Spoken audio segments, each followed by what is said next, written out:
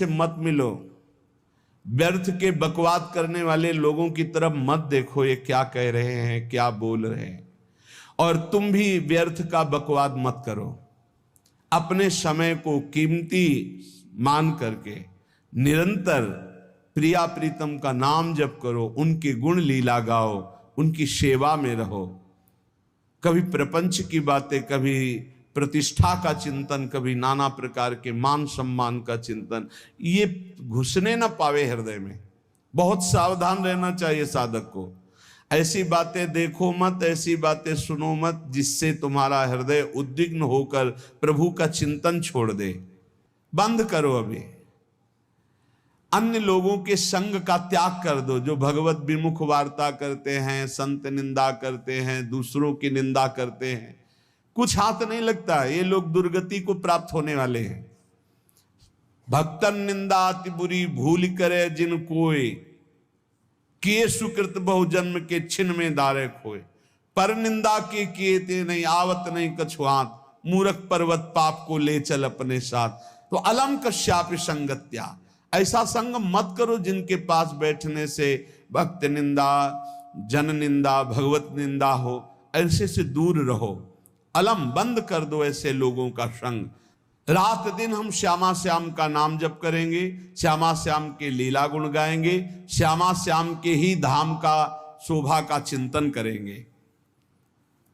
जब तुम अपना जीवन श्यामा श्याम के चरणों में न्यौछावर कर दोगे तो पूरा भार श्यामा श्याम ले लेंगे और तुम्हारे हृदय में मस्ती आ जाएगी।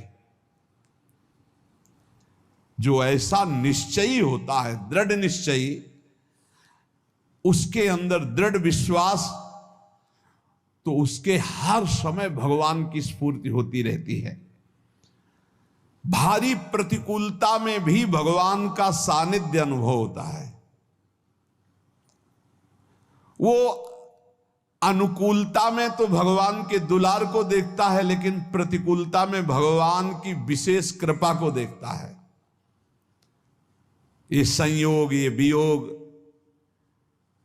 संसार की ये द्वंद्वमयी वृत्तियां भक्तों के हृदय में नहीं चुभती। आए की हुज्जत नहीं, गए की तलाश नहीं, क्योंकि नित्य संयोग भगवत स्मृति के प्रभाव से प्रभु का रहता है। शोक, विषाद बहुत ध्यान देने योग्य विषय है। तभी लोगों को ऐसा लगता है कि ऐसा कैसे हो सकता है। भक्त के चरित्रों को जब सुनते तो लगता है ऐसा कैसे हो सकता है, ऐसी परिस्थिति में भी ऐसा कैसे हो सकता है। क्योंकि तुम मानसिक बुद्धि से युक्त हो और वो भागवतिक स्थिति से युक्त है, इसलिए तुम उसको पार पा ही नहीं सकते। जब तुम अपना जीवन श्यामा श्याम के चरणों में समर्पित कर देते हो हृदय से, फिर उनकी कृपा से सब विघ्न दूर हो जाते, एक अपार मस्ती रहती है। नहीं तो शोक, विषाद, दुख, क्लेश, कष्ट, संताप, भय, उद्वेग, ये सदैव सताते रहते हैं। इसी से डिप्रेशन होता है।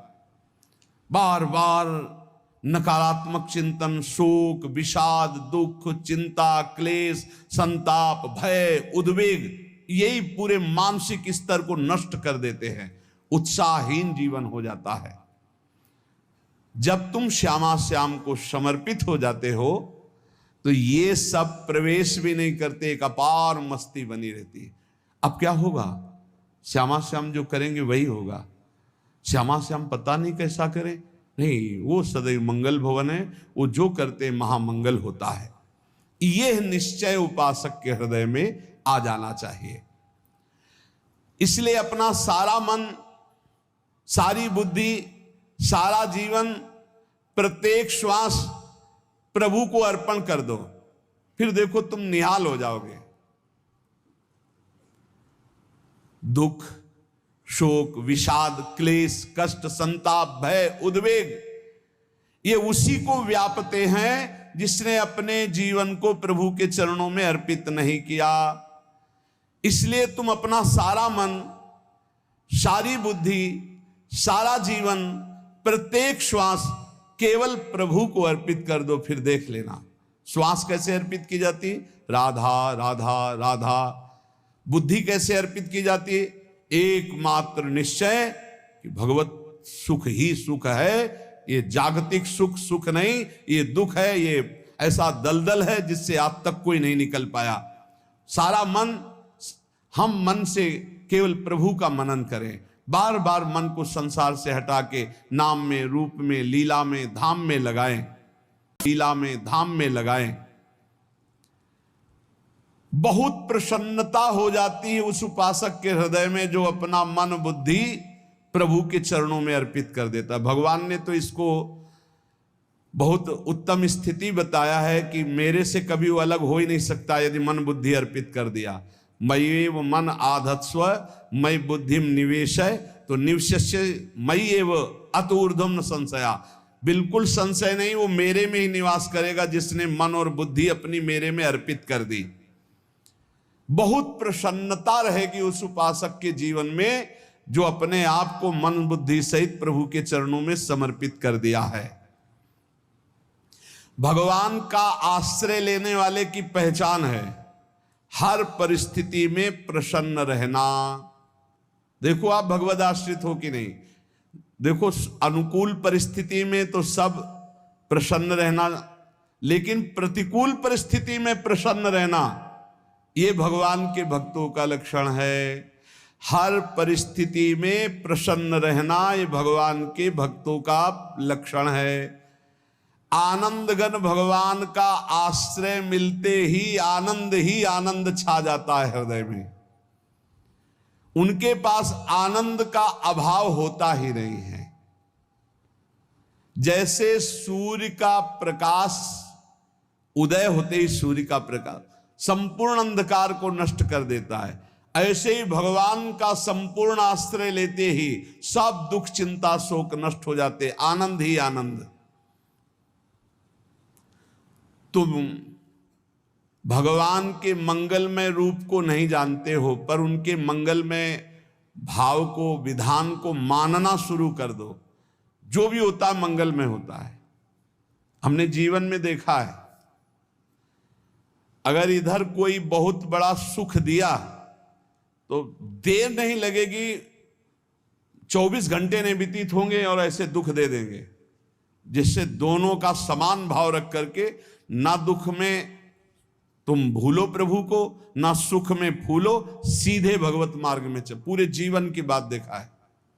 भगवान के मंगल विधान में सदा सर्वदा सुख ही सुख है, इस बात को मान के प्रसन्न हो जाओ।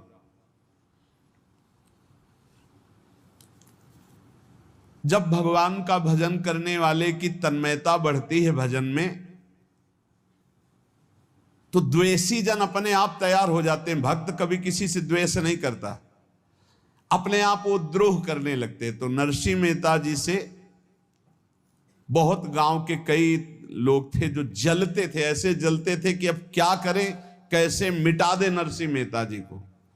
अब उपाय तो मिल नहीं रहा था। तो एक दिन संतों की मंडली आई और उन्होंने कहा कि हम रास्ते में कोई चोर आदि धन ना ले ले, इसलिए यहां से किसी की हुंडी चलती है क्या द्वारिका में? पहले ऐसा था। बोले हाँ हाँ, हमारे यहाँ बहुत बड़े सेठ हैं नरसिंह मेहता जी, पर आप कहोगे वो मना कर देंगे। कई बार कहोगे, अगर वो स्वीकार कर ले तो वहां।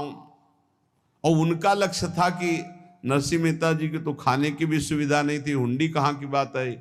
उनका था कि जब वो ना कहेंगे तो संतजन नाराज हो जाएंगे, अगर हाँ कह दिया तो वहां हुंडी चुकेगी नहीं, तो संतजन अपने आप इनको शाप दे देंगे, अपराध बन जाएगा, ये नष्ट हो जाएंगे। संतों को भेजा नरसिंह मेहता जी ने, सबकी दंडवत की, चरण पखाड़े। तो उनका ये इतना रुपया है, द्वारिका में साधु सेवा हम करेंगे, वहां तुम्हारी हुंडी चलती है तो आप अरे उनका आप कहाँ भूल रहे हो, यहाँ खाने की भी व्यवस्था। बोले हमें सब पहले से बता दिया गया कि आप मना करोगे, बार बार मना मत करो, हमें पता है। तो उन्होंने ठाकुर जी की तरफ देखा, बोले क्या लीला है प्रभु, संतों से हम क्या कहें, ये ले रुपए। उस समय स्वर्ण की मोहरें चलती थी, बेच के बाजार से खूब उन संतों को पवाया, उन्हीं संतों की सेवा की। और उनका अपने सेठ का नाम तो बताओ जहां हमें जाके हुंडी मिलेगी।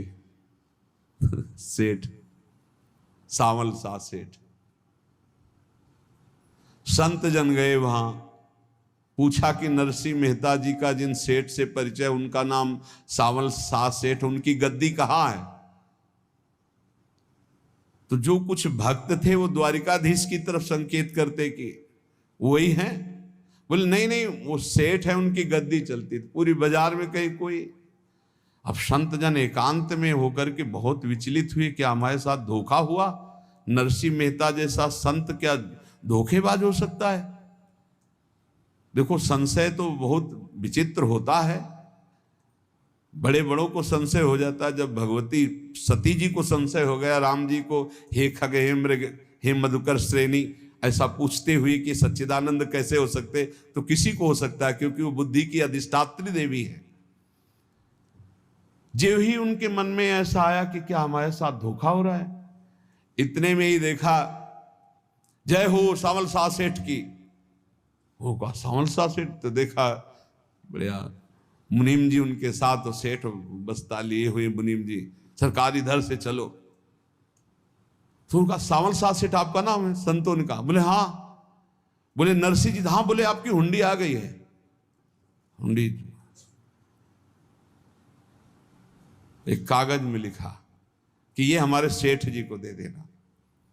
वैसे लोग मुझे माखन चोर कहते, कोई कुछ कहता, लेकिन आपने सेठ बना दिया। जब आपने सेठ बना ही दिया तो आप कभी परवाह मत करना तुम। और ये सेवक आपकी सेवा में सदैव तत्पर है। भगवान ने ऐसा लिखा। जो भगवद आश्रित है, एक बार ये चलता रहता है, जो संत जन होते हैं उनके विरोधी अपने आप बन जाते हैं, किसी से कोई मतलब नहीं, अपने आप विरोधी बन जाते हैं। कबीरदास जी का पूरी काशी में यश था। भजन करने वाले महापुरुषों का यश बढ़ता है जब, तो जो भजनहीन होते हैं उनके हृदय में जलन पैदा हो जाती है और वो उनको विविध प्रकार से फंसाना चाहते हैं, उनको कष्ट देना चाहते हैं। तो कबीरदास जी के यश को धूमिल करने के लिए कुछ ब्राह्मणों ने एक रचना रची। मुड़ मुड़ा के कबीरदास जी के शिष्य बन करके पूरी काशी के सब आश्रमों में निमंत्रण दे आए। कल भंडारा है, संत सेवा है, सबने स्वीकार किया। कबीरदास जी अपनी दिनचर्या करके निकले तो संत मंडली आने लगी। बोले कै बजे सेवा है? साधु सेवा। बोले कौन सी साधु सेवा? बोले कल आपके शिष्यजन निमंत्रण दे के आए, पूरी काशी के सब संत आ रहे हैं। कबीरदास जी ने कहा यहाँ तो एक की भी व्यवस्था नहीं, पूरी काशी के संत आ रहे हैं। अच्छा, समझ में आ रहा है, लीला बिहारी तुम लीला करना चाहते हो। गए अपना निकल गए गंगा किनारे, एक झाऊ के नीचे बैठकर अपना भजन ध्यान में मगन है। 11-12 बजे तो उन्होंने देखा संतों की मंडली, काशी तो बहुत।